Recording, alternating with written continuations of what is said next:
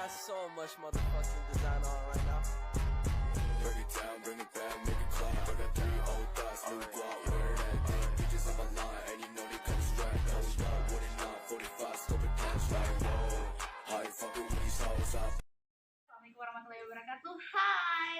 Jadi kami di sini dari mahasiswa bimbingan konseling Fakultas Keguruan dan Ilmu Pendidikan Universitas Segalapo. Perkenalkan, nama saya Tiara Putri Alisa. Saya Elisa Juliana.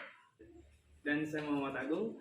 Ini kita akan melakukan observasi di suatu panti asuhan, yaitu Yayasan Marwala Membangun yang ada di Kota Palu. Nah, tujuan kami kali ini ingin melakukan suatu observasi terhadap perkembangan anak usia dini yang mulai penting. Yang pertama kognitif, yang kedua motorik, yang ketiga sosial emosional, dan yang terakhir bahasa. Tanpa berlama-lama, langsung saja ikuti kami.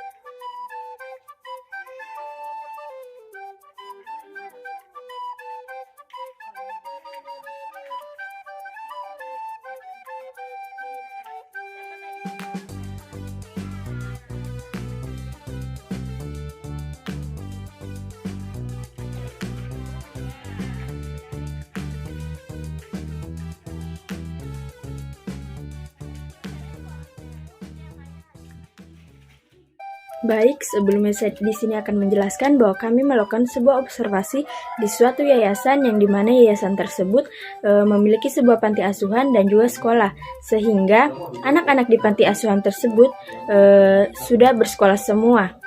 Langsung saja saya di sini akan menjelaskan perkembangan salah satu anak yang ada di panti asuhan tersebut, yang bernama Medina, yang dimana usianya di bawah dari teman-teman lainnya. Secara kognitifnya, anak tersebut sudah cukup baik, bisa kita lihat dalam ia merespon seseorang. Ia bisa dengan mudah dan cepat merespon orang lain. Motorik pada anak tersebut kurang cukup baik karena anak tersebut belum bisa menyesuaikan permainan apa yang teman lain itu lakukan. Sehingga ketika dia berada di lingkungan permainan teman-teman yang lain, dia lebih cenderung kurang aktif. Ketiga, dari segi bahasa. Dari segi bahasa pada anak tersebut ini sudah cukup baik. Ia sudah menggunakan kata sehari-hari yang baik, tanpa terbata-bata, tanpa kesulitan, dan mudah dimengerti bahasa anak tersebut.